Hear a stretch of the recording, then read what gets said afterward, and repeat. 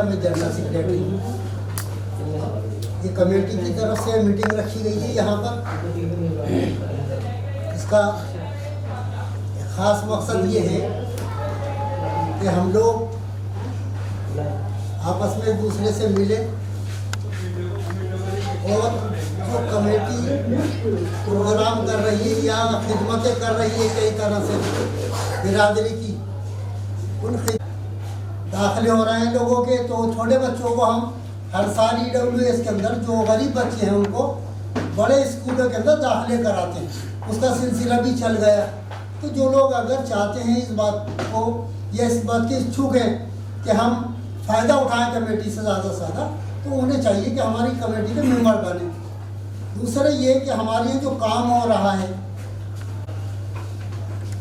आईन की सही तारीख के साथ इस किताब को हमने मौकूफ भी किया है। ये हमारा एक कदम है कि हम अपनी तारीख को दोबारा राइज करें, और ये हम सब का मेरी फरिश्ता है।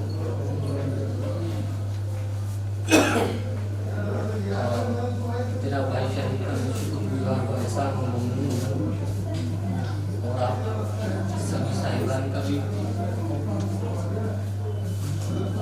तो हम ये जानने की कोशिश करेंगे सदर साहब से कि सदर साहब किन हालात के अंदर बिरादरी आगे जाना चाहती है, उस पर आप रोशनी डालिए कि वो बिरादरी के जो अहम नुक्ते हैं उनको क्या करना चाहिए, वो क्यों पिछड़ रहे हैं, उनको तालीम के शोबे में भी आगे आना था।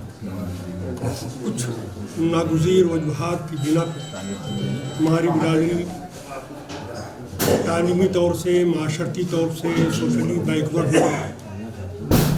आज हम OBC में हैं, हमको OBC के तहत कुछ सहूलियात हासिल हैं, लेकिन उसमें भी एक मसला है कि अभी हम तालीमी लिहाज से बहुत पसमानदा हैं। इसलिए हम कोशिश कर रहे हैं कि बिरादरी कम से कम उस लेवल तक पहुँचे ताकि OBC के अंदर मिलने वाले फ़ायदे हासिल कर सकें। इस पर हमारी कोशिश है। दूसरी बात, सरकारों से हमको ज़रूर कहना होता है कि OBC में बहुत सारी बिरादरियां हैं जो उसमें से बहुत सारी सियासी तौर से बहुत ताकतवर हैं। उनका नाम लेना मैं नहीं चाहता है, तो वो OBC में, लेकिन सियासी तौर से ताकतवर होने की वजह से वो ज़्यादातर OBC को मिलने वाले फ़ायदे हासिल कर लेते हैं, और OBC में जो ज़्यादा पिछड़े और बैकवर्ड हैं वो अपना हक और हिस्सा नहीं हासिल कर पाते। मैं हुकूमत से चाहता हूँ कि वो इसका रास्ता निकाले कि जो OBC में मोस्ट बैकवर्ड हैं, ज़्यादा बैकवर्ड हैं, उनके लिए अलग से कोई प्राविधान बनाए। इसके लिए हम कोशिश भी कर रहे हैं, सरकारों से मेमोरेंडम भी दे रहे हैं, और मुझे उम्मीद है कि आइंदा कभी न कभी हमें ये हकूक़ हासिल होंगे। ये कोशिश हमारी जारी है।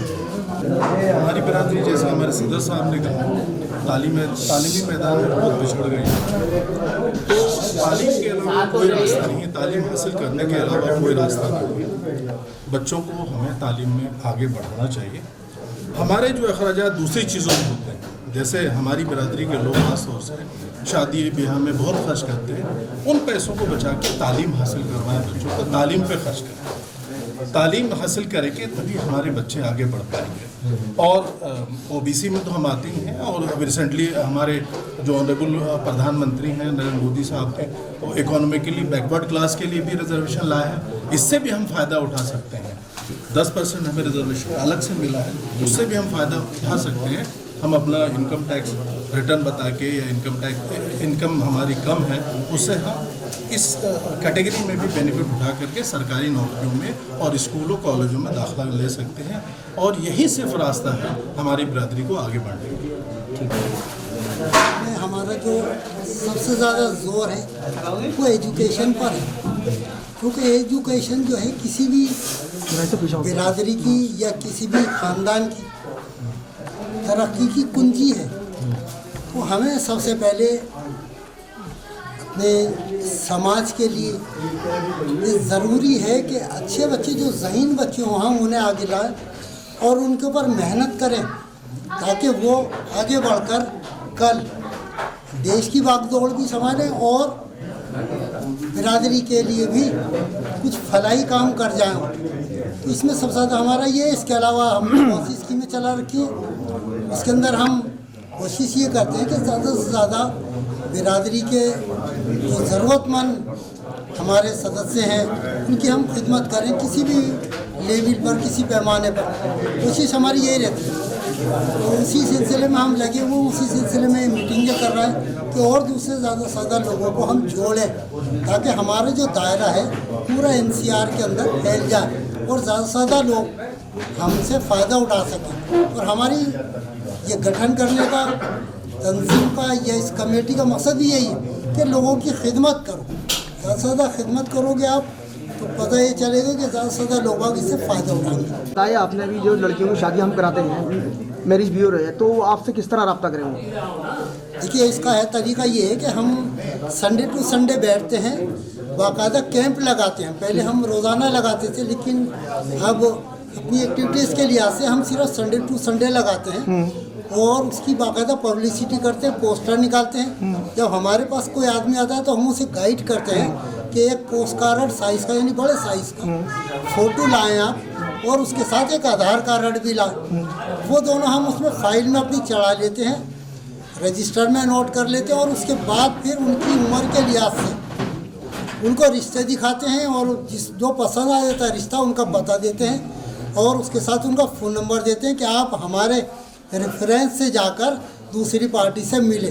फिर हमारी कोशिश एक ये रहती है, जैसे कि हिंदुस्तान के अंदर एक तरीक़ाकार है कि जो रिश्ते लेके जाते हैं वो आमतौर से लड़के वाले लेके जाते हैं। इस बात को हमने तोड़ा है। हमने कहा जो लड़की वाले हैं हमारे यहाँ वो लोग रिश्ते लेकर जाएंगे लड़के वालों के, यानी उल्टा करा आपने। हाँ, ताकि उसे ये फ़ायदा है कि वो जो लड़की वाले हैं ना, वो किसी भी तरह की कमतरी महसूस ना करें अपने आप के अंदर, कि अगर हमारे पास तो रिश्ता आएगा जब हम बैठे, और लड़कियों की फिर उम्र उसमें अच्छी खासी बन जाए। तो हमने उस सिस्टम को तोड़ा है।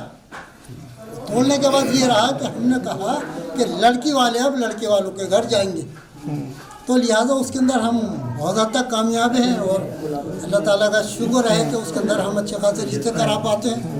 सर, आपने जो है एक यंग बॉडी बनाने की बात कही कि यहाँ पर हम मेंबर शादी भी करेंगे। उस मेंबर शादी कितने लोगों की होगी, किस तरीके की होगी? उसके अंदर हमने ये करा है कि इलाका दिल्ली के अंदर डिस्ट्रिक्ट वाइज कुछ लोग चुने हैं सरपरस्त, और हमने उनको कन्वीनर और ज्वाइंट कन्वीनर बनाए, उनकी जिम्मेदारियां दी हैं। और उनकी जिम्मेदारियां ये हैं कि वो अपने एरिए में यूथ राइन को जोड़ें, ताकि हम उनको और ज़्यादा काम कर सकें। क्योंकि यूथ जो है किसी भी कौम का या किसी मुल्क का यूथ ही उसको जो है तरक्की दे सकता है, या एक क्या कहते हैं उसे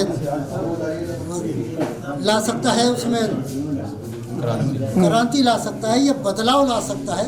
तो इसलिए हमने उनकी तरफ खासतौर से तवज्जो दी कि इन लोगों को ले हम अपने साथ। और एक और बड़ी चीज़ ये है कि जो हमारी कमेटी हम चाह रहे हैं उसका एक अल्टरनेट भी पैदा हो। ये भी हमारा नज़रिया है कि उसके अंदर हम उन नौजवानों को सिखाएंगे कि कल जब आप हमारी तरह हमारे बराबर आ जाएंगे तो आप उसके अंदर कैसे इन्वॉल्व होंगे, और जब तक हम उनको सब कुछ सिखा चुके होंगे तो हमारा ये सिलसिला टूटेगा नहीं। कि अगर हमारी कोई इंतकाल भी करता है तो ये सिलसिला टूटने के बजाय दूसरे लोग उसे कवर करेंगे, और ये सिलसिला इंशाल्लाह बहुत दराज तक चलता रहेगा। सर, जैसे कि आपने बताया OBC फार्म की नहीं बताया, जैसे कि, तो वो आपसे मतलब किस तरह कराएंगे ऊपर वो? OBC फार्म का जो सिलसिला है गवर्नमेंट ने रखा है, पहले बाई हैंड हुआ करता था, तो 9 पेज का ये फार्म होता था, लेकिन अब ऐसा नहीं है। अब उन्होंने क्या करा है कि ऑनलाइन भरवा रहे हैं। तो ऑनलाइन हमारे पास की पूरी इंतजामात हैं, कंप्यूटर वगैरह हमने सेट करके रख रखे हैं। हमारे पास जो आता है पहले हम उनके डॉक्यूमेंट्स तैयार करते हैं।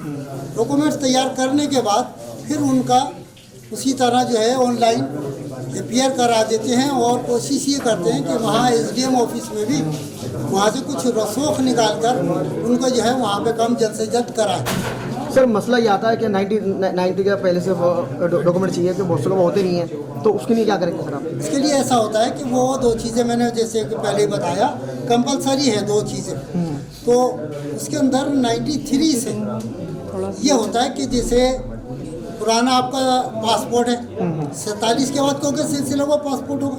अच्छा, इसी तरह दूसरे जो सबूत है वो भी 47 के बाद ही शुरू जाहिर सी बात। तो हमारी ये सबसे बेहतर जो तरीका है वो है पासपोर्ट का। पासपोर्ट लोगों ने बनवा रखा है, अगर उनके वालिदैन के पासपोर्ट है ज़ाहिर पुराना होगा तो वो बड़ा आराम से काम करता है। इसके अलावा आपका जो है बिजली का बिल है पुराना, बिजली का पूरा बिल चल जाएगा, या पानी का बिल है आपका, पानी का बिल उसकी वो सबूत देगा। तो इस तरह करके हम कहीं ना कहीं उसे जुगाड़ उसका कर लेते हैं, तो वो जो है वो मेरी सलाह हो जाते हैं कि बनवा सके हम, जहाँ तक उसका ताल्लुक है। एजुकेशन के लिए सिलसिला शुरू करा है, आप बताएंगे किस तरीके से वो माँ बाप इस चैनल के माध्यम से समझ। देखिए ऐसा है कि हम इसका जो हमने सिलसिला शुरू किया है वो स्कूलों से शुरू किया, प्राइमरी स्कूलों से। वहाँ पर हमें अच्छे खासे बच्चे मिल जाते हैं, हम स्कूलों में जाते हैं और वहाँ पर कन्वेंस करते हैं। पहले हमें हेड ऑफ द डिपार्टमेंट को यानी प्रिंसिपल को करना पड़ता है, उसके बाद क्लासों में जाते हैं। हमने तीसरी क्लास से इसीलिए लगा है कि थोड़ा बहुत शऊर पैदा हो जाता है बच्चे।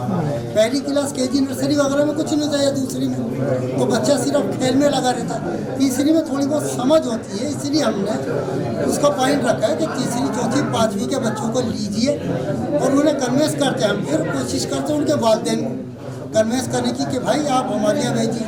इसके लिए हमारे यहाँ ज़रूरी ये है कि उनके घर के पास ही कहीं जगह हो।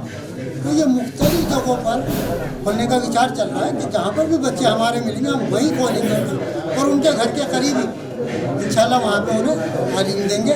तो जो भी मामला होगा उसी हिसाब से फिर हम पॉलिसी आगे बढ़ाते चले जाएंगे। क्लासें बच्चों को फ्री मिलेंगी या तो इसके अंदर जो हमने सिलसिला रखा है, हम इससे पहले भी जो क्लासें चलाते रहे हैं 9वीं 10वीं 11वीं 12वीं या पहली से लेकर वो तकरीबन फ्री ऑफ कॉस्ट हुआ करती थी, उसमें कोई पैसे नहीं लेते थे। यहाँ पर भी यही है कि यहाँ फ्री ऑफ कॉस्ट देंगे, लेकिन उसके साथ अगर जो बच्चे कमज़ोर हैं उनको हम जो प्राइमरी एजुकेशन है यानी कि कायदे वगैरह जो हम लगा रहे हैं वो भी हम अपने पास से देंगे, क्योंकि उन्हें परेशानी ना हो। जो हम अब तक तजर्बा कर चुके हैं 45-50 साल से, उसके अंदर जो हमने मुंतखब किए हैं कुछ कायदे, उर्दू के भी हैं, वो हिंदी के भी, इंग्लिश के भी, वो हम कायदे खुद बाजार से खरीद कर बच्चों को देते हैं, जो हम से मार्केट में या किताबों की दुकानों पर नहीं मिलते। तो लिहाजा हम उनको वो भी प्रोवाइड करेंगे। कोशिश ये करेंगे कि उनके बच्चों के साथ साथ उनके वालिदैन को भी तरगीब दें तो भाई इससे तालीम से क्या हो रहा है और आपको वो आगे क्या कराना अपने बच्चों को। जो ज़हीन बच्चे हैं उनको हम लिखते चले आएंगे ताकि उनको आगे तक हम गाइड करें और IAS वगैरह के इम्तिहानों में उनकी मदद करें। अच्छा, ये सिलसिला मैंने अभी बताया कि ये जो हम एक के बाद दूसरा हम अल्टरनेट उसका रखेंगे, तो वो इसीलिए कि हम जो प्रोग्राम कर रहे हैं वो आगे वाले हमारे बच्चे सीखें और सीखने के बाद वो संभालें उस केस को, और ये सिलसिला इंशाल्लाह चलता रहेगा। IAS की ट्रेनिंग देते हैं आप बच्चों को, आप बताएंगे बच्चे आराम से समझ पाएँ किस तरीके से देंगे। देखिए जामिया में जो हम कोचिंग देते हैं IAS की, उसके लिए इसका एक एंट्रेंस एग्ज़ाम होता है। तो एंट्रेंस एग्जाम बच्चों को क्वालिफाई करना होगा, उसके बाद में फिर मेरिट बनती है, फिर उसमें से बच्चे शॉर्टलिस्ट किए जाते हैं, फिर इंटरव्यू होता है और इंटरव्यू के बाद में फिर मेरिट के बाद में उन बच्चों को ले लिया जाता है। तो 150 सीट्स होती है इसमें, तो हम बच्चों को उससे पहले लेकिन तैयारी कराते हैं, उनको थोड़ा सा हम बताते हैं, खासकर जैसे बिरादरी के हैं उनको हम बताएंगे कि या और भी बच्चे हमारे पास आते हैं तो हम बताते हैं कि आपको किस स्टैंडर्ड से आपको प्रिपरेशन करनी है ताकि आप एंट्रेंस के एग्जाम को क्वालिफाई कर पाएँ। क्योंकि 10,000 बच्चों में से 150 बच्चों का निकलना यकीन जाने के बहुत अच्छा टफ कॉम्पिटिशन होता है। तो हम उनको बताते हैं कि जैसे सवालों का एक मयार होता है, एक स्टैंडर्ड होता है। मिसाल के तौर पे जैसे पंजाब में 5 नदियाँ होती हैं, सबको मालूम है, वो नाम बता सकते हैं। तो सवालों का स्टैंडर्ड ये नहीं होगा कि 5 नदियों के नाम बताइए, आपसे पूछा जाएगा कि इनकी हायरार्की बताइए कि सबसे छोटी नदी कौन सी है, उससे बड़ी, उससे बड़ी, उससे बड़ी, ऐसे।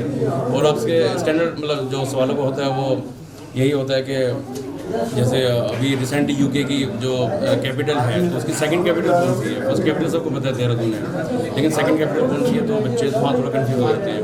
तो इस तरह के सवालों की हम उन्हें डीपली स्टडी बताते हैं कि आप करंट अफेयर है उसको बहुत माइन्यूटली आप पढ़ें। जैसे कि कोरोना आया तो कोरोना का जो फर्स्ट लॉकडाउन लगा वो किस डेट को लगा, ये तो पता है कि चलिए मतलब कोरोना आया ठीक है इसमें थी, और एट प्रेजेंट कितने स्टेम सफरर हैं जो उससे कोरोना मतलब उसमें आ चुके हैं।